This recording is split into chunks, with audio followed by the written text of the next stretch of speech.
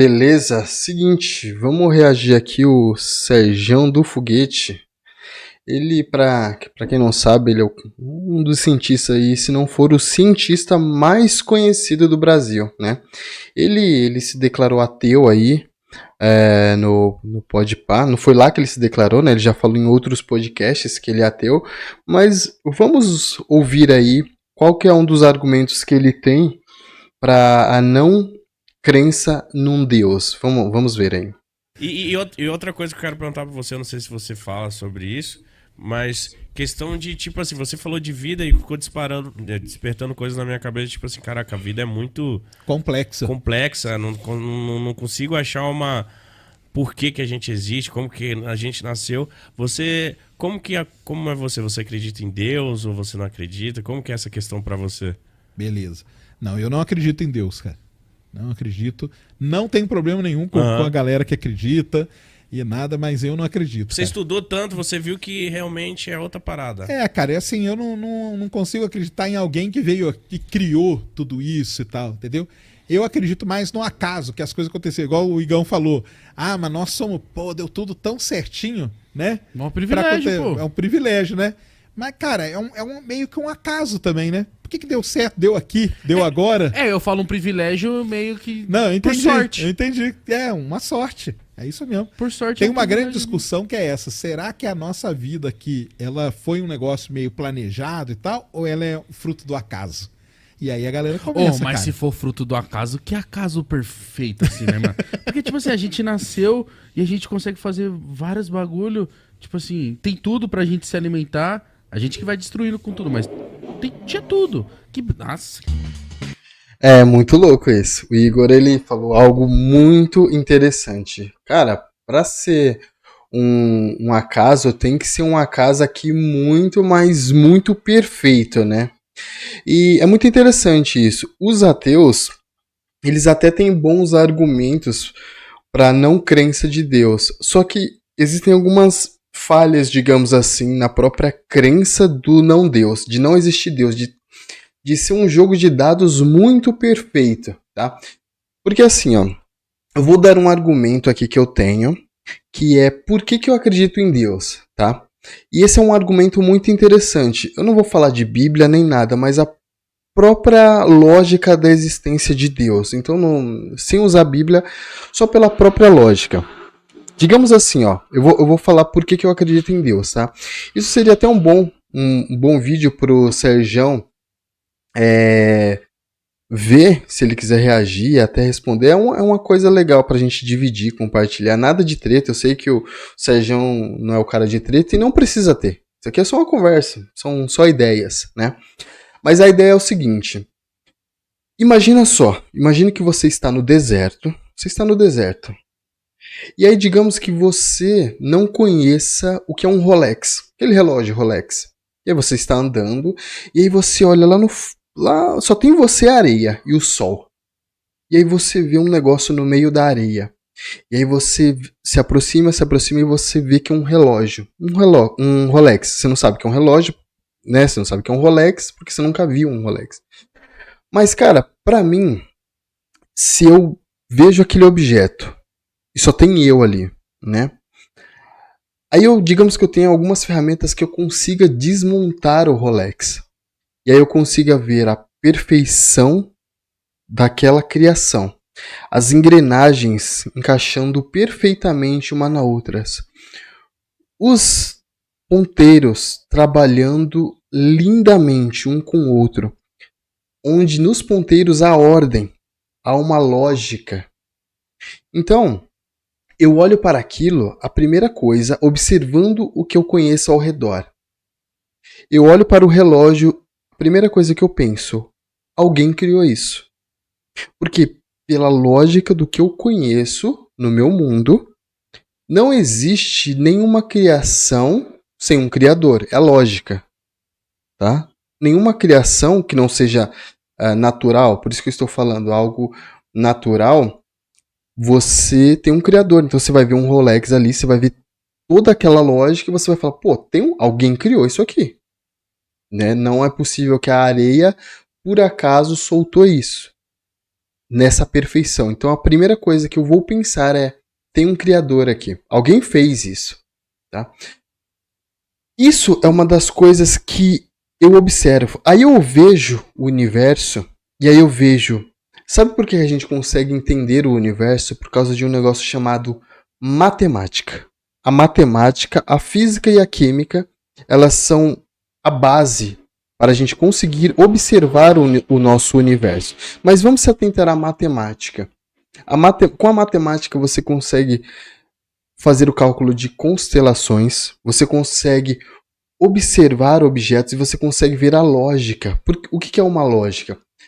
Existe uma lógica no universo porque existe um negócio chamado padrão.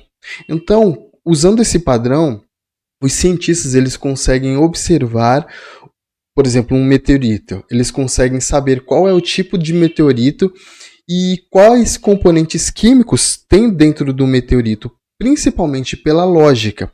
Então, se você usar a lógica para observar o Rolex e você disser, ah não, o acaso criou o Rolex, né, esse objeto, você começa a negar a própria lógica do universo, das coisas que estão ao seu redor. Você vê lá o padrão que existe nos ponteiros. E aí você vê como eles estão alinhados perfeitamente e como eles trabalham como uma dança. E aí você observa o Sol, a Lua e a Terra. E aí você vê como eles andam e dançam de uma forma perfeitamente alinhadas, né? O Sérgio sabe muito bem que a distância mínima ou máxima da Lua ou do Sol já seria suficiente para a nossa não existência.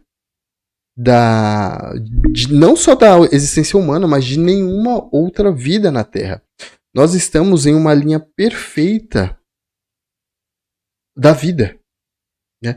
Então, a própria lógica me fala, alguém criou isso aqui. Você vê as constelações, o microcosmo, o macrocosmo, você vê que existe uma ordem. Existe um argumento dos ateus que é basicamente o seguinte: se eu não vejo, eu não acredito, né? Olha só que interessante. Vocês sabiam que existem planetas que eles não é possível ver eles, mas eles existem. Aí você fala assim, pô, peraí, como você não consegue ver o planeta, mas você consegue saber que ele está lá? Por quê? Qual que é o argumento do ateu? Se eu não vejo, ele não existe. E de fato, não existe prova da existência de Deus. Mas existe evidências da existência de Deus. Assim como eu disse sobre o Rolex, não existe prova do cara que fez. Você vai chegar, você está no deserto, o Rolex vai estar lá. Você não viu o criador do Rolex. Mas a própria lógica, as evidências do Rolex são uma... não existe a prova de quem fez, mas existe evidências do criador do Rolex. As engrenagens, os ponteiros, a dimensão em que ele é feito, o peso, o material. São coisas que o acaso não faz. Não existe em laboratório nada que o acaso criou. Ou seja, você ficou olhando para um tubo de ensaio parado por muito tempo e do nada aconteceu alguma coisa sem que houvesse alguém que fizesse algo. Tipo assim, para toda causa há um causador. Para toda a criação há um criador. Então assim, se você visse as coisas acontecendo em um tubo de ensaio, você deveria dizer, alguém fez isso. Por quê? Pense assim, se você olhar para o universo, não existe a prova de Deus, mas existe a evidência. O que eu quero dizer com isso é o seguinte: não existe a prova de que o planeta está lá. Deste planeta que eu estou dizendo. E como os cientistas descobrem que existe um planeta lá? Os cientistas descobrem um planeta porque é o seguinte, imagine só que em um universo muito distante, onde não existe um Sol do tamanho do nosso. Então o Sol ele não consegue iluminar aquele planeta. Ele não consegue iluminar. E aí o que os cientistas observam? Eles olham naquele monte de escuridão e eles veem os pontos de iluminação das estrelas. Lembre-se, não tem uma estrela do tamanho do Sol. Só que olha só que interessante. Eles observam a luz que a estrela emite e existe torção da luz. Ou seja, a luz ela está sendo torcida. Né? Quem faz esse tipo de efeito é gravidade. Se existe gravidade, logo existe um corpo celeste aqui. Basicamente um planeta. Tá? Mas digamos que eu sou o ateu dos planetas. Aí eu uso esse argumento. Pô, peraí.